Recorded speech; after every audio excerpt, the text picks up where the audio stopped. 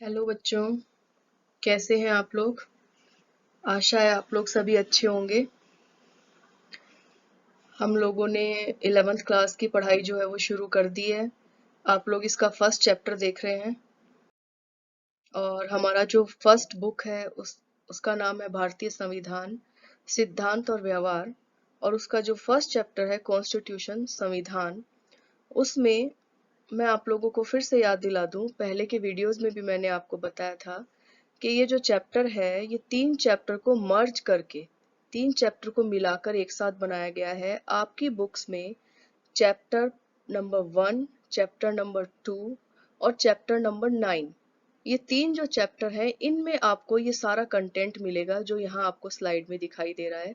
और पहला जो टॉपिक था the philosophy and making of the constitution, अर्थात हमारे संविधान का दर्शन और उसका निर्माण, ये टॉपिक हम फर्स्ट वीडियो में देख चुके हैं जो कि चैप्टर फर्स्ट में था।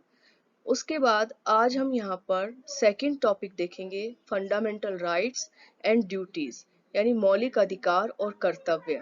यह आपको चैप्टर नंबर 2 में मिलेंगे। ठीक है बच्चों।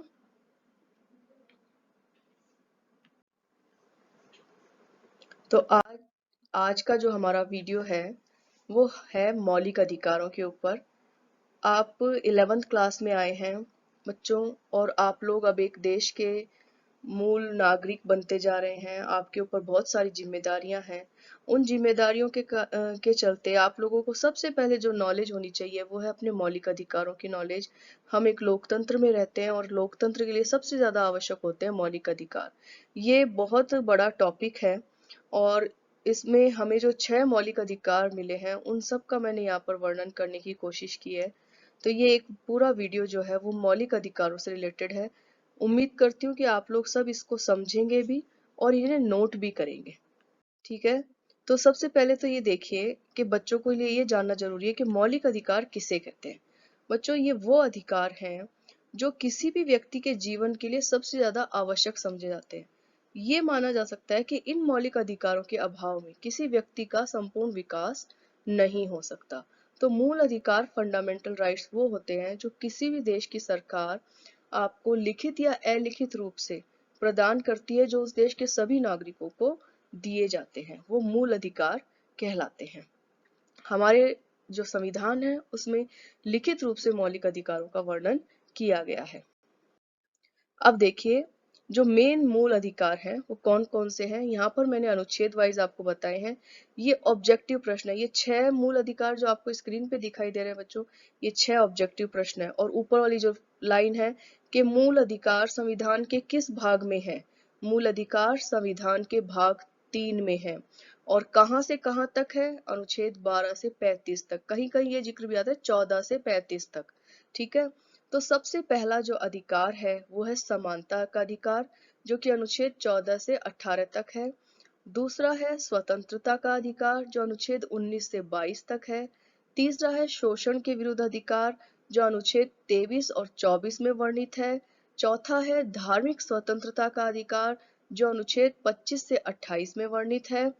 पांचवा है शिक्षा एवं संस्कृति का अधिकार, जो अनुच्छेद 29 से 30 में है। और छठा है संवैधानिक उपचारों का अधिकार, जो अनुच्छेद 32 में वर्णित किया गया है। अब ये, और बच्चों यहाँ पर एक और ऑब्जेक्टिव प्रश्न है जो आपको ध्यान में रखना है कि डॉक्टर भीमराव अंबेडकर ने अनुच्छेद 32 को संविधान की आत्मा कहा। ये बात हम अगले वीडियो में देखेंगे कि ऐसा क्यों कहा। यानी जो सबसे आखिरी भी अधिकार दिया गया है वही सबसे इम्पोर्टेंट अधिकार है। वो अधिकार ऊपर वाले 5 अधिकारों की रक्षा करता है। इसको हम डिटेल से स्टडी करेंगे नेक्स्ट वीडियो में। उससे पहले हम इन 5 अधिकारों की डिटेल स्टडी आगे देखते हैं। देखिए, पहला अधिकार समता या समानता का अधिकार। इसमें अनुच्छेद 14 विधि के समक्ष समानता, अर्थात सभी नागरिक विधि के समक्ष, कानून के समक्ष समान होंगे। वो किसी भी पोस्ट के हो, किसी भी जाति, धर्म, लिंग, वंश के आधार पर उनके साथ कोई भेदभाव कानूनी दृष्टि से नहीं किया जाएगा।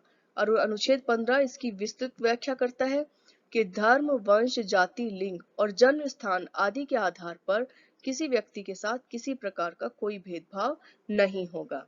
अनुच्छेद 15 में ही आगे एक व्यवस्था की गई है जो ये कहती है कि सामाजिक एवं शैक्षिक दृष्टि से पिछड़े वर्गों के लिए इसमें कुछ उपबंध जोड़े जाएंगे, यानी कुछ वर्ग जो कि असामान्य है ऑलरेडी, जिनको कि समाज के अंदर जिनके साथ कभी कोई शोषण हुआ था, किसी दृष्टि से वो पिछड़े रह गए सामाजिक रूप से, आर्थिक रूप से, शैक्षिक रूप से, तो उनको आगे लाने के लिए कुछ प्रयास भी किए जाएंगे।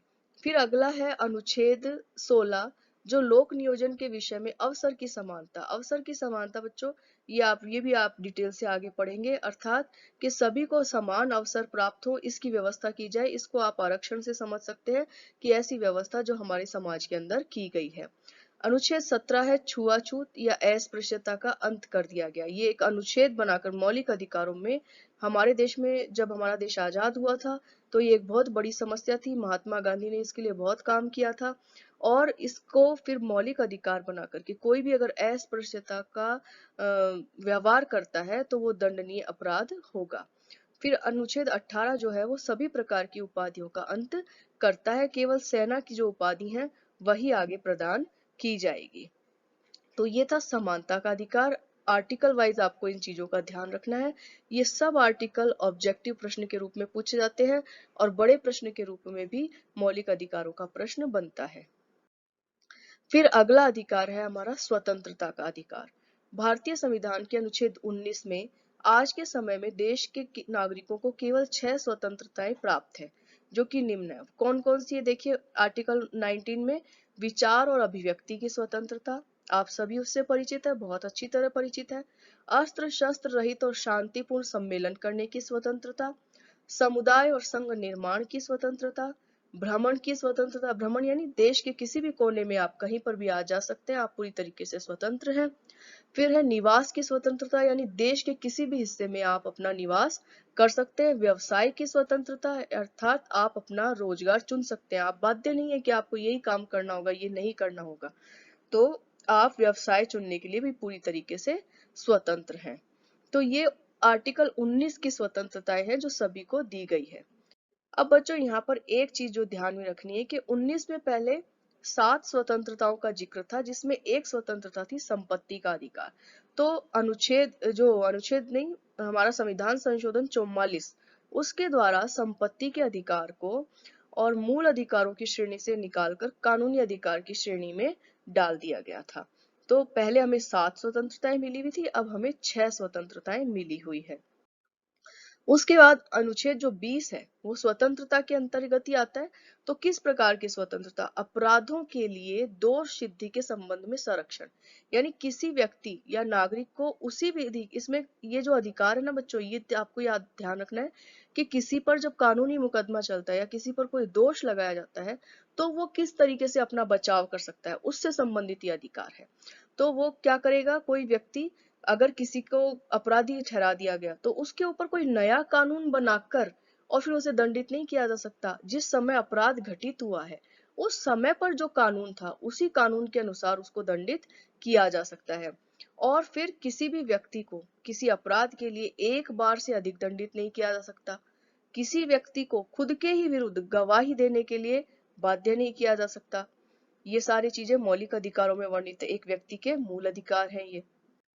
फिर अनुच्छेद 21 बच्चों, ये देखो कलरफुल इमेज में है, ये बहुत इंपॉर्टेंट अधिकार है। ये सबसे ज्यादा इंपॉर्टेंट मूल अधिकार में से आता है। जो 21 क्या कहता है, किसी भी व्यक्ति को उसके प्राण या दैहिक स्वतंत्रता से विधि द्वारा स्थापित प्रक्रिया के अनुसार ही वंचित किया जाएगा, अन्यथा नहीं। और बच्चों ये इंपॉर्टेंट क्यों है? क्योंकि देखिए इसकी व्याख्या आगे क्या आ जाती है। जब सर्वोच्च न्यायालय इस अधिकार की व्याख्या करता है तो उसमें क्या क्या निकल कर आता है? उसमें आता है जब आपको जीवन का अधिकार है तो जीवन का अधिकार तो क्लियर है कि आपको विधि द्वारा स्थापित परिस्थिति के प्रक्रिया के बिना आपका जीवन आपसे नहीं छीना जा सकता। तो अब उसके साथ साथ हमें क्या अधिकार मिलते हैं? उसके साथ साथ हमें अधिकार मिलते हैं निजता का अधिकार, यानी प्राइवेसी का अधिकार, मानवीय गरिमा का अधिकार। गरिमा से तात्पर्य आपकी सेल्फ रेस्पेक्ट का अधिकार। आप जैसे मान हानि का मुकदमा होता है ना, तो आपके साथ अगर किसी तरीके का कोई अन्याय हो रहा है, कोई आपका अपमान कर रहा है, तो आप मान हानि का मुकदमा कर सकते हैं। निशुल्क कानूनी सहायता का अधिकार, कि आपको ये नहीं कि कोई भी अरेस्ट कर ले और आपको जेल में ठूस देगा, नहीं, आपको आपको पूरी तरीके से कानूनी सहायता सरकार के द्वारा मुहैया कराई जाएगी। अब इसी अधिकार से आगे निकल के आया कि अब देखो कितना पोल्यूशन हो गया। जीने का अधिकार गवर्नमेंट दे रही है पर खुली हवा नहीं है, सांस लेने के लिए ऑक्सीजन नहीं है, तो क्या होगा, स्वच्छ पर्यावरण का अधिकार भी उसमें जुड़ गया। समय समय पर इस अधिकार की व्याख्या जब होती है तो नए नए अधिकार इसमें जुड़ जाते हैं। आश्रय का अधिकार, अब जब जीने का अधिकार दे दिया तो आपके पास रहने का अगर ठिकाना नहीं है तो आप कैसे जिंदा रहोगे, सर्दी में तो मर जाएंगे लोग। तो गवर्नमेंट क्या करती है, आपने देखा सुना होगा कि गवर्नमेंट रैन बसेरे बनाती है, आश्रय प्रदान करती है लोगों को, जिससे कि लोग जिंदा रह सके। और बच्चों ये अधिकार सबसे ज्यादा अब आप लोगों ने न्यूज में सुना होगा कि हमारे समाज के अंदर एक नई तरह की का व्यवहार प्रचलित हो गया है, जिसको मॉब लिंचिंग कहते हैं। यानी कि भीड़ जो है वो इकट्ठी होकर किसी व्यक्ति को मार देती है कि ये रेप का आरोपी है, ये चोरी का आरोपी है, और पत्थर मार के मार दिया, घेर लिया, किसी शक के बिना पर उस व्यक्ति को मार दिया। ये व्यवहार बहुत गलत है। समाज के अंदर इस तरह का व्यवहार कतई नहीं होना चाहिए। ये व्यवहार ये बताता है कि कैसे आप किसी एक व्यक्ति के मौलिक अधिकार को उससे छीन रहे हैं। और कौन सा मौलिक अधिकार, उसके जीवन का अधिकार। जीवन का अधिकार तो ये माना गया है बच्चों की ये देवीय अधिकार है। ये मतलब जब व्यक्ति पैदा हो गया तो प्रकृति ने उसको दे दिया, एक सरकार ही नहीं देती, एक प्रकृति ने उसको वो अधिकार दे दिया। तो किसी भी प्रक्रिया के बिना उससे उसके जीवन का अधिकार नहीं छीना जा सकता। तो समाज में इस तरह की जो गतिविधियां होती है वो गलत है, तो ऐसा नहीं होना चाहिए। उसके बाद देखिए बच्चों कि अगला अधिकार कौन सा है। अगला अधिकार है अनुच्छेद 22 में कि कुछ दशाओं से गिरफ्तारी और निरोध से संरक्षण। अब इसमें क्या होता है, गिरफ्तारी से क्या राहत मिलती है कि व्यक्ति को कारण बताए बिना उसे गिरफ्तार नहीं किया जा सकता। कि आपको क्यों गिरफ्तार कर रहे हैं, आपको वारंट दिखाना पड़ेगा, आपको उसका जुर्म बताना पड़ेगा कि उसको किस जुर्म के तहत उसको गिरफ्तार किया गया है। दूसरा, कोई भी उसको वकील से परामर्श करने का अधिकार पूरा दिया जाएगा। मतलब जेल ले गए आप और वहां पे अगर वो अपना वकील बुलाना चाहे या किसी भी वकील से परामर्श करना चाहे तो उसको पूरा अधिकार है। फिर एक और राइट होता है कि 24 घंटे के अंदर अंदर उसको मजिस्ट्रेट के सामने प्रस्तुत करना जरूरी है। मजिस्ट्रेट कहेगा कि ये इसकी गिरफ्तारी सही है तो ही वो अरेस्ट रह सकता है, वरना वो उसको छोड़ भी सकते हैं। तो 24 घंटे के अंदर अंदर पुलिस को उसको प्रस्तुत करना होता है जिलाधिकारी के सामने। तो ये भी हमारा मौलिक अधिकार है। फिर देखिए, अब इसमें एक चीज आ रही निरोध, एक वर्ड आ रहा है निवारक निरोध। तो ये क्या होता है बच्चों कि सरकार कुछ ऐसे कानून बनाती है जब किसी व्यक्ति ने कोई अपराध नहीं किया परंतु उस पे शक है कि ये आगे भविष्य के अंदर अपराध कर सकता है, तो ऐसे व्यक्ति को नजरबंद किया जाता है। और ये गवर्नमेंट कानून बनाती है। ऐसे कुछ कानून के नाम है जैसे पोटा कानून था, मीसा कानून था। तो ऐसे कानूनों को लगाकर, और अभी भी आप लोगों ने सुना होगा कि राष्ट्रीय सुरक्षा के शक के चक्कर में और गिरफ्तार कर लेते हैं। मतलब कोई अपराध किया नहीं है पर सरकार को ये लगता है कि ये भविष्य में कोई अपराध करेगा, तो ऐसे कानून लगाकर उनको गिरफ्तार किया जाता है। तो उसमें भी क्या अधिकार है, उसमें अधिकार है कि 3 माह से ज्यादा ऐसे में किसी को गिरफ्तार या हिरासत में नहीं लिया जा सकता या नजरबंद नहीं किया जा सकता। और दूसरा, उसको व्यक्ति को बताया जाना आवश्यक है कि उसके ऊपर क्यों ये इसको गिरफ्तार किया जा रहा है। और फिर व्यक्ति को अधिकार है कि वो अपने निरोध के विरुद्ध अपना प्रतिवेदन दे सके और अपना वकील कर सके। तो ये सब मौलिक अधिकार है जो एक व्यक्ति को सरकार के द्वारा दिए जा सकते हैं। अब देखो इसके अंदर क्या आ रहा है, इसके अंदर आ रहा है नकारात्मक। आपने देखो ना की चीजें आ रही है, यानी उचित कारण बताए बिना अरेस्ट नहीं कर सकती। फिर वह अपना प्रतिवेदन प्रस्तुत करे, प्रतिवेदन प्रस्तुत करने से नहीं रोक सकती। तो ये मौलिक अधिकार क्या है, मौलिक अधिकार हमारे अधिकार है और ये गवर्नमेंट को बताते हैं कि गवर्नमेंट क्या नहीं कर सकती। समझ में आ रही है आपको बात। तो ये सरकार क्या नहीं कर सकती हमारे खिलाफ, नागरिकों के खिलाफ, ये चीजें सरकार को बताते हैं। तो कई बार कहा जाता है कि मौलिक अधिकार नकारात्मक है, यानी वो सरकार को क्या नहीं करना है उससे रोकते हैं। आगे देखिए, अगला जो अधिकार है वो है शोषण के विरुद्ध अधिकार। शोषण के विरुद्ध अधिकार 23 और 24 अनुच्छेद में वर्णित है। और इसमें बताया गया है कि मनुष्यों, सबसे पहले 23 में कि मनुष्यों के क्रय विक्रय, यानी किसी व्यक्ति को खरीदा और बेचा नहीं जाएगा। और बेगार पर रोक लगाई गई। बेगार क्या होता है बच्चों, कि किसी व्यक्ति से उसका उसको मजदूरी ना देना, बिना मजदूरी दिए श्रम कराना उसको। जैसे पहले के समय में बेगार होता था कि कोई एक आदमी जमींदारों से, साहूकारों से, और वो ले लिया, ब्याज पे रुपया ले लिया, अब वो व्यक्ति चुका नहीं पा रहा, तो क्या होता था, उसकी पीढ़ी दर पीढ़ी ना उन जमींदारों के यहाँ नौकरी करते रहते थे, किसान खेती करता रहता था, पर वो उसके रुपए, क्योंकि लोग बाग अशिक्षित थे, उसे पता ही नहीं है कितना ब्याज है क्या है, उसका जो कर्जा था वो कभी चुकता ही नहीं था, और वो बेगार करता रहता था, यानी उसे उसका पारिश्रमिक नहीं दिया जाता था, और उससे उसका श्रम जो है वो ले लिया जाता था। तो ये जो बेगार है, यानी बिना पारिश्रमिक दिए किसी से काम कराना और मनुष्यों की खरीद फरोख्त, इन सब को अनुच्छेद 23 के द्वारा बंद कर दिया गया, इन्हें दंडनीय अपराध घोषित किया गया। फिर अनुच्छेद 24 क्या कहता है कि 14 वर्ष से कम आयु वाले किसी भी बच्चे को कारखानों, खानों या अन्य किसी जोखिम भरे काम में नियुक्त नहीं किया जा सकता। ठीक है, बहुत इंपॉर्टेंट अधिकार है ये, इनकी नॉलेज आप लोगों को होना बहुत जरूरी है। फिर अगला अधिकार देखिए, धार्मिक स्वतंत्रता का अधिकार, अनुच्छेद 25 से 28 में वर्णित है। 25 क्या कहता है कि हर व्यक्ति को अंतःकरण की और धर्म को अबाध रूप से मानने, आचरण और प्रचार करने की स्वतंत्रता होगी। कोई भी व्यक्ति किसी भी धर्म को मान सकता है और उसका प्रचार प्रसार कर सकता है। अनुच्छेद 26 क्या कहता है कि धार्मिक कार्यों के प्रबंधन की स्वतंत्रता होगी। व्यक्ति अपने धर्म से संबंधित संस्थाओं की स्थापना कर सकता है, उनका पोषण कर सकता है, विधि सम्मत संपत्ति का अर्जन कर सकता है, स्वामित्व और उसके प्रशासन का अधिकार भी उसको दिया गया है, यानी अपना कोई भी ट्रस्ट बनाए, मंदिर, मस्जिद, गुरुद्वारे, चर्च कुछ भी बनाए, उन सब का अधिकार उनको दिया गया है।